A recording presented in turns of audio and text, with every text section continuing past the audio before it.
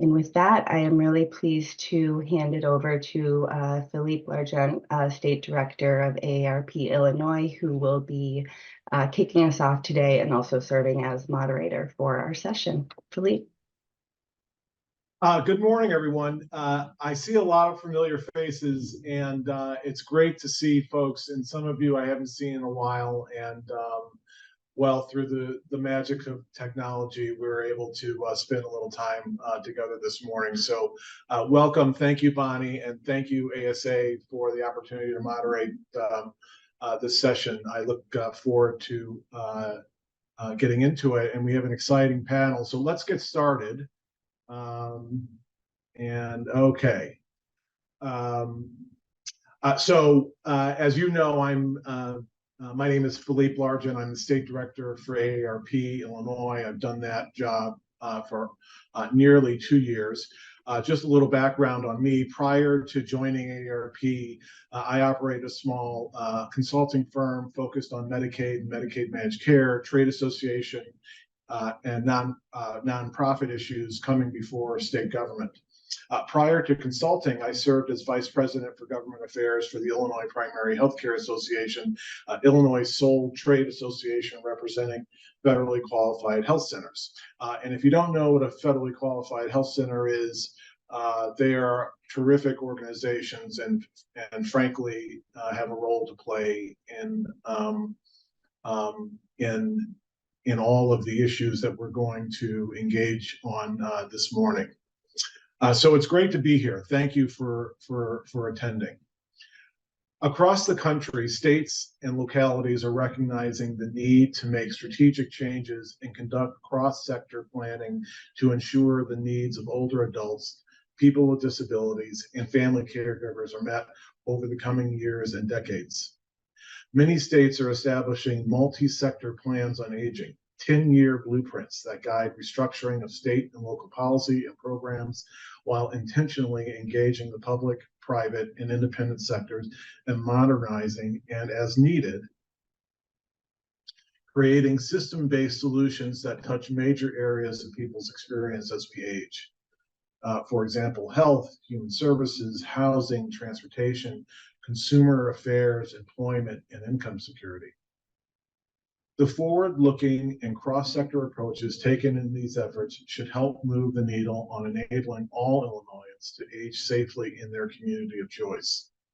Local and statewide leaders have been organizing to make this a reality, and it will be integral to leverage the insights and leadership from diverse perspectives, including area agencies on aging, local urban planners, consumer organizations like AARP, and philanthropic sector to develop successful multi-sector plans while focusing on equity and the increasing diversity of the population. This morning, I'm really excited about the panel that we've got, and let me go ahead and introduce them. From Health and Medicine Policy Research Group, we're going to hear from Wesley Epland. From West Health Policy Center, Director of Health Policy, Amy Herr. We're also going to hear from the Director of Program Grantmakers and Aging, Emily Hinsey, CEO of USA Aging, Sandy Markwood, and although Brad is the last of our panelists to be named here, he's actually going to go immediately after me. Brad Winnick is a consultant and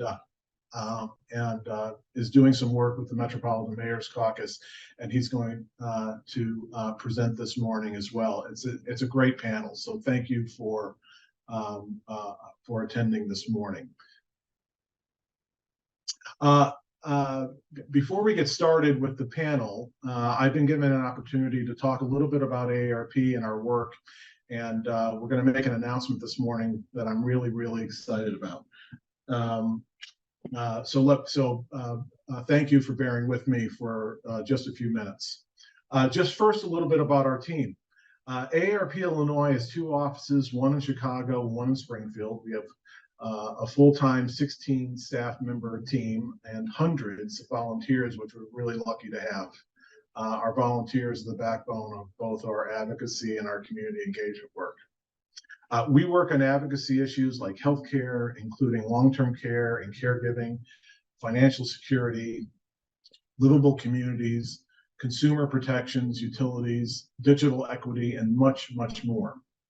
We have a robust community engagement strategy, bringing together our 1.7 million AARP members and those 50 plus across Illinois with in-person and virtual offerings. Our mission is clear. We're dedicated to enhancing the quality of life for all as we age. We want to lead positive social change and deliver value to members in the 50 plus through advocacy, service, information to make things better for society and play a positive role in communities of all kinds. So let's start off with this statistic. According to the US Census Bureau, by 2034, the United States will have more people age 65 or older than under 18. By 2060, nearly 1 in 4 people in the US will be at least 65 years old. This demographic shift presents an opportunity for communities that are prepared. Well-designed, age-friendly communities foster economic growth and make for happier, healthier residents of all ages. For this to happen, we need long-term planning, and it needs to be multi-sector. Let me explain. In 2023, AARP released our long-term services and support scorecard. The scorecard is the compilation of state data and analysis based on a new vision of high-performing state LTSS systems. Released every 3 years, the scorecard uses data from a wide range of sources to describe how state LTSS systems are performing. Our intention is to identify strengths and weaknesses in state systems to spark and inform the development of actionable solutions at the local, state, and national levels, solutions that respond in meaningful ways to individual preferences and family choices and care needs, as well as new pressures and challenges. What we found over the last 3 years, states improved care options for adults, people with disabilities, and family caregivers, and those providing unpaid care to loved ones, despite many realities that profoundly challenged our long-term care system. Major gaps persist in every state, especially around support for family caregivers, the long-term care workforce, and equitable long-term supports and services for all. We identified several themes that I believe are appropriate to highlight given our topic today. Number one, family caregivers. Support for family caregivers held steady, but the pace of change is slower than expected, especially as the pandemic brought to light so many systematic problems affecting them. Unpaid family caregivers remain the backbone of our long-term care system. They do the critical work of keeping older adults and people with physical disabilities out of costly nursing homes. Yet family caregivers remain overwhelmed and unsupported, balancing the physical, emotional, financial, and time-consuming demands of caregiving. We must continue to champion policies such as caregiver tax credits, paid family leave, access to respite care services for America's 48 million caregivers. For Illinois, the data is startling. 1.3 million Illinoisans are caregivers. They provide an estimated 1.2 billion hours of care at an unpaid caregiving labor cost of $21 billion. It's a stunning number. Number two, workforce. Building the size, strength, and stability of the paid direct care workforce is critical to balancing future long-term care demands. The direct care workforce includes home, health, and personal care aides and certified nursing assistants in nursing homes, among other job titles. Top-ranked states all have strong workforce indicators like competitive wages, LTSS worker pay policies, and Medicaid and nursing home staffing levels and turnover. Number three, equity. The pace of change must continue to accelerate if we are to modernize and transform our long-term care system to meet the needs of all people.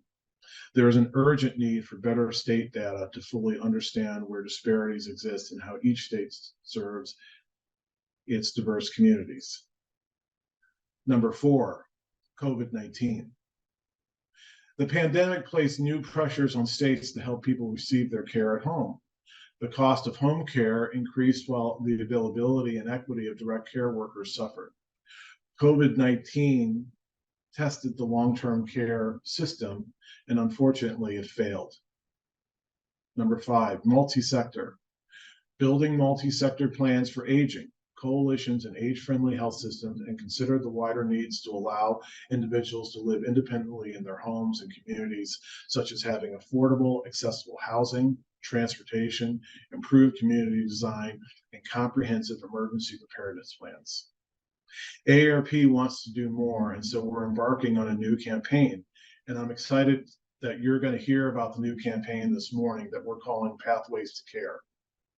For the last 2 years, AARP Illinois has conducted research on caregiver experiences with home and community-based services or in Illinois nursing homes and assisted living facilities. The research was conducted in 5 counties, and the findings are fascinating. While unveiling the research findings on February 13th at a press conference, we're going to unveil the research findings on February 13th at a press conference in Springfield, as well as holding a stakeholder convening on Friday, February 16th at 11 a.m. And everyone on this call is invited. It's virtual, and we hope that you'll join so that you can hear more. I can't share all of the details this morning, but what I can share is that we've taken what we've learned and drafted legislation to do something to help caregivers, including a caregiver tax credit and a digital one-stop shop hub to support caregivers as they navigate a fractured system of supports. Lastly, remember when I gave the census data in the beginning, by 2060, nearly 1 in 4 people in the United States will be at least 65 years or older. This demographic shift absolutely represents an opportunity for communities that are prepared. AARP Illinois plans to expand our livable communities work to include the city of Chicago in the AARP age-friendly network. And why not think even bigger when one day we hope the state of Illinois is an age-friendly state. There's a lot to unpack, but AARP Illinois is ready to partner to help meet the needs of our communities.